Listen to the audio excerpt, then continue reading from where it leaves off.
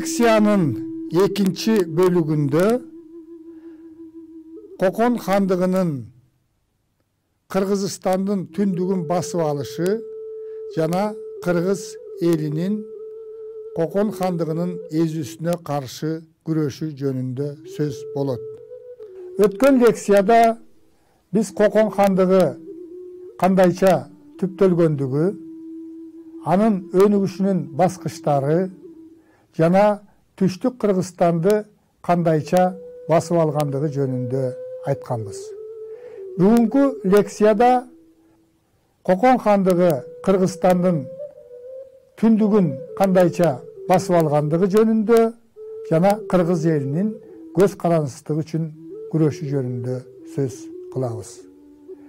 Кыргызстандын түштүгүн биротоло басып алгандан кийин эми Кокон хандыгы Кыргызстандын түндүгүн каратып алууга аракетин баштаган. Кыргызстандын түндүгүн каратуу үчүн адегенде Кетмен төбөдөгү кыргыздарды каратуу аракетин баштаган. Бирок Кетмен төбөлүк кыргыздар Кокон хандыгынын баскынчылык саясатына каршы активдүү күрөш жүргүзгөн. Өзгөчө азыркы Ташкөмүр шаары жайгашкан жерден Кетмен төбөгө өтүүчү Кууш Капчыгайдан кокондуктарды өткөрбөөгө аракет 20 жылга созулгандыгы жөнүндө маалыматтар бар. Ошол эки суу аралыгында Нарын дарыясынын жээгинде жашаган кыргыздар күч топтошуп Кокон аскерлеринин ал жерден Кетмен төбөгө өтүшүнө каршы айырышкан күрөштөрдү уюштурган. Бул күрөштүн башында Сатыке Баатыр тургандыгы жөнүндө маалыматтар бар.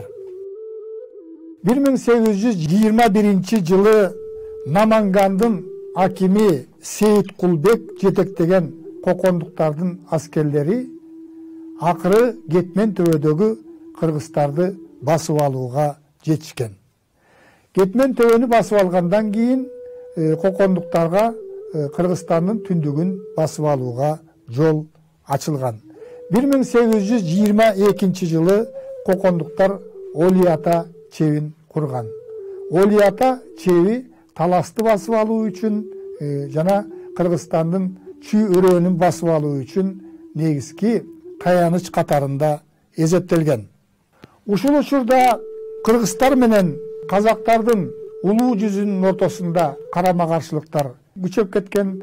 Анысы аз келгенсип Чүй боорунда жашаган бир тууган Солто жана Сарбагыш урууларынын ортосунда карама-каршылык күчөп ынтымагы кеткен. Ушундай кырдаалды Кокондун өкүмдарлары билгичтик менен пайдаланып 1825 жылы Чүй өрөөнүн басып алып Бишкек чебин курушкан. 1831 жылы Кыргызстандын түндүгүн каратуу үчүн Кокон хандыгы эки армия жөнөтөт. Биринчи армия Ташкенден чыгып, аны Лашкер Кушбеги, Кошуун беги, же болбосо кол башчы дегенди түшүндүрөт. Ошол Чымкент, Олиата аркылуу Чүйгө келип, андан ары өзүнүн жүрүшүн бөлдүгөсдөй уланткан. Экинчи армияны Хаккула жетектеп, ал Тогуз-Тоrodо Көк Арт ашуусу аркылуу Нарынга, Атбашыга, Акталаага өтүп, Жумгалды жана Кочкорду каратып, Ысык көлдөн эки армия кошулуп, Ысык көлдүн эки жээги менен Караколду көздөй бет алган. Бул эки армия кыргыздардын жери аркылуу өткөндө өзүнүн талоончул согушун улантып, кыргыздарды канга бөлөгөн. Ошентип ынтымагы жок кыргыз уруулары 1820-30 жылдардын башында Кокон хандыгынын оңой олжосу болуп калган.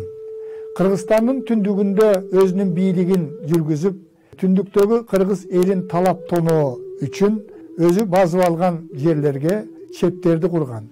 Түндүк Кыргызстандагы кокондуктардын негизги чеби, негизги таянычы бул Бишкек чеби болгон. Жергиликтүү элдин жардамы менен Бишкек чебин куруп, ошол жерге 1000ге жакын регулярдуу аскер кармап тургандыгы жөнүндө маалымат бар. Андан кийин Токмок чеби курулган, Чүйдүн этек жагында Мерке чеби курулган, Суусамырда чеп курулган, көлдүн айланасында Тоңдо, Тамгада, Барскоондо, Караколдо чептер курулган, Акталаада Куртка чеби курулган, Нарында, Атбашыда кокондуктардын чеби курулуп, ошол жерде атайы сарбаздар кармалып, негизинен элди эзүү үчүн, элден салык чогултуу үчүн аракеттерди жасаган. Кокондуктардын зөөкүрдүгү, өзгөчө салыктын түрлөрү аркылуу эзүү кыргыз элинин кыжырын келтирген. Мына ушуга байланыштуу Кыргызстандын түштүгүндө дагы, Кыргызстандын түндүк тарабында дагы кокондуктардын эзүүсүнө каршы элдик толкундоолор болуп турган. Өткөн лекцияда 18-кылымдын 60-жылдарында кокондуктардын басып алуусуна каршы Кубат би, Ажы би элдин башында тургандыгы жөнүндө айтканбыз. 1842 жылы Бухара хандыгы Кокон хандыгын басып алып, аны жоюп жибергенде дагы Кыргыздын төбөлдөрү кыпчактар менен биргелешип Кокон хандыгын кайра калыбына келтирген. Анын башында Ажыбек Датка Нүзүп бийлер тургандыгы жөнүндө тарыхта маалым. 1845 жылы алайлык кыргыздар көтөрүлүшкө чыгып, анын башында Айтылуу Алымбек Датка турган. Бетмен төбөлүк кыргыздар Кокон хандыгынын түндүккө өтүшүнө 20 жылга жакын тоскоолдук кылгандыгы жөнүндө айттык. 1830 жылдары Акталаада Айтылуу, Атантай, Тайлак баатырлар жетектеген кыргыздардын көтөрүлүшү болгон. Бул көтөрүлүштү басуу үчүн Кокон хандыгы атайы аскер жөнөтүп, бул тарыхта Арабтын жортуулу деп аталат. Кармашуулардын жүрүшүндө Араб баштап келген Кокон аскерлери толук талкаланып, Араб кол башчы Тайлак баатырдын колунан курман болгон. 1842 жылы түндүктөгү кыргыз уруулары өзүнчө хандык түптөп Ормон Ниязбек уулу Ысык көлдүн этегиндеги Тармалсас деген жерде хан көтөрүлгөн. Түндүктөгү кыргыз уруулары бир хандыкка биригип, өзүнчө мамлекет түзгөн. Ушундан кийин Ормон хандын буйругу боюнча Ысык көлдүн жээгиндеги Кокондун чептери талкаланган. Тарыхый маалыматтар боюнча 1842 жылдан кийин кокондуктар Ысык көлдүк кыргыздарга бийлик жүргүзө албай калган. 1842-43 жылдары өзүнчө хандык түптөп, ошол хандыкка бириккен түндүктөгү кыргыз уруулары өздөрүнүн жетекчилиги астында Кокон хандыгына каршы активдүү күрөшө баштаган. 1842-43 жылдары Нарындык кыргыздар Алыке уулу Табылды баатырдын жетекчилиги менен кокондуктардын чебин талкалап, аларга салык төлөөдөн баштаткан. 1840 жылдары Атбашылык кыргыздар кокондуктарга салык төлөөдөн баш тартып, ал жердеги кокондуктардын сарбаздарын кубалап чыккан. 1840-50 жылдары Тайлак баатырдын уулу Осмон Датка элди баштап чыгып, Акталаалык кыргыздар кокондуктарга каршы бир нече рет сокку урган. Тарыхый маалыматтар боюнча 1847 жылы Ормон хан Төрөгелди баштаган кыргыздар бул окуя Кененсары хандын чабуулун талкалагандан кийин болгон. Кененсары талкалангандан кийин Ормон хан жетектеген кыргыз хандыгын биротоло баш ийдирүү үчүн Кокон хандыгы 7000 аскер жөнөткөн. Ормон жана Төрөгелди жетектеген кыргыздар кокондуктардын 7000 аскерин Ашпара деген жерде, азыркы Чалдабар, ушул жерден тозуп талкалаган. 1850-жылы Мусулманкул миңбашы Ормон хандыгын талкалоо үчүн Оли атага 10 000ден ашык аскер чогултат.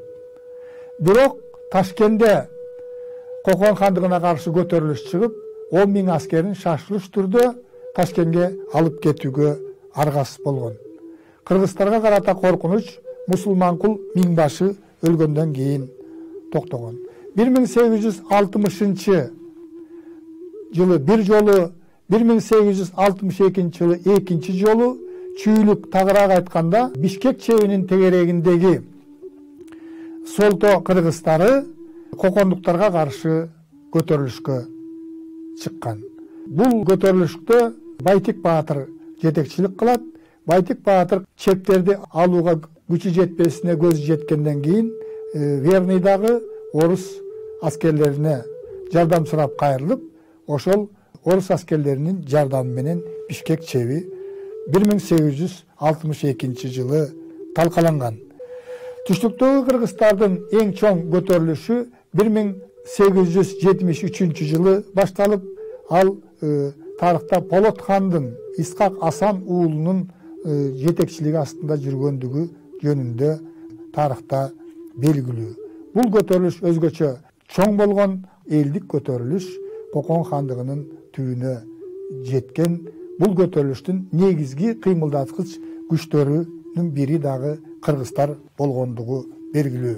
Айрым тарыхчылар Кокон хандыгы Орто Азияда жашаган, тагыраак айтканда өзбектер менен кыргыздардын орток мамлекети болгон деген пикирди айтышат. Эгерде тарыхый маалыматтарга кайрыла турган болсок, биз жогоруда белгилегендей, Кокон хандыгынын түптөлүшүнө кыргыз төгөлдөрү дагы жигердүү жардам беришкен. Айрым учурларда кыргыз төгөлдөрү Кокон хандыгынын ишине, ички жана тышкы саясатына жигердүү көмөктөшкөн. 1840 жылдын башында Кокон хандыгы терең кризиске учурап, бул хандыкты Бухара эмирлиги басып алып, Кокон хандыгы жоюлду. Мындан ары Кокон хандыгы Бухара эмирлигинин бир бөлүгү болуп калды деп жарыялаган учурда, кыргыз кыпчак төбөлдөрү Кокон хандыгын кайрадан калыбына келтирүүгө аракет кылган. Кайрадан калыбына келген Кокон хандыгы көп убакыт өтпөй эле Нүзүп бийди дагы, андан көп өтпөй Шералы ханды дагы өлтүрүшкөн. Бийликке негизинен өзбек төбөлдөрү келген. Кокон хандыгы негизинен өзбектердин кызыкчылыгын көстөгөн хандык болгон. Буга дагы бир далил. Кыргызстандын түндүгүн Кененсары хан чапкан мезгилде Кокон хандыгынын кыргыздарга карата мамилеси ачык көрүнгөн. Тактап айтканда, Кененсарынын чабуулу башталганда Кокондун Мерке чебинин башчысы өзүнүн Кызыл Ооз деп аталган аргымагын Кененсарынын алдына тартуулап кулду курган. Андан кийин Бишкек чебинин беги дагы Кененсарынын чабуулу күчөп аткан мезгилде элди коргоонун ордуна чептин дарбазаларын бекем бекинип жатып алган. Кокон хандыгы кыргыз элин эзүү аркылуу пайда табуу максатын гана көстөгөн. Ошондуктан Кокон хандыгы өзбектер менен кыргыздардын биргелешкен мамлекети болгон деген жобо туура эмес деп эсептесек болот. Жыйынтыктап айтканда, кыргыздар Кокон хандыгына баш ийгени менен Кокон хандыгынын эзүүсүнө, өзгөчө Кокон хандыгынын эзүүсү Кокондун акыркы ханы тарыхый маалыматтар боюнча 25 жылдан ашык Коконду мындай тыныгуулар менен жетектеген Кудаяр хандын мезгилинде өзгөчө күч алган. Анткени ушул мезгилде Кокон хандыгынын эзүүсү өзгөчө салыктар аркылуу эзүүсү өтө күчөп кеткен. Адамдын төрөлгөндүгүнө дагы, адамдын өлгөндүгүнө дагы салык алуу эрежеси киргизилген. Ал тургай талаадагы куурайды терип алгандык үчүн дагы кыргыздарга салык салуу күчөгөн. Кокон хандыгынын тарыхын изилдеген орустун окумуштуусу Кундун жазып калтырганы боюнча, Кокон хандыгынын тушунда бир гана дем алып аткан абага салык салынбай калды. Калганынын баардыгына тең салык салынып атат деп Кокондогу салык саясатынын өтө күчөп кеткендиги жөнүндө жазган. Ушуга байланыштуу кыргыз эли Кокон хандыгынын эзүүсүнө каршы күрөшүп келген.